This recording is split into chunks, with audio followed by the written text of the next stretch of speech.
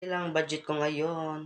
Tingnan natin kung ano mabibili ko. Let's go.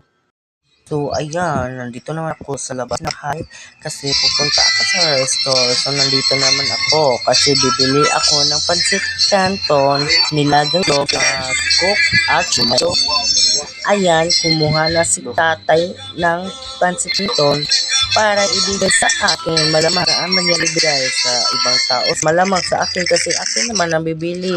So, ayan, kumuha na ako ng itlog. So, ayan, kumuha siya ng coke sa freezer. Kasi, ibibigay niya sa akin. Charot, binili ko yan.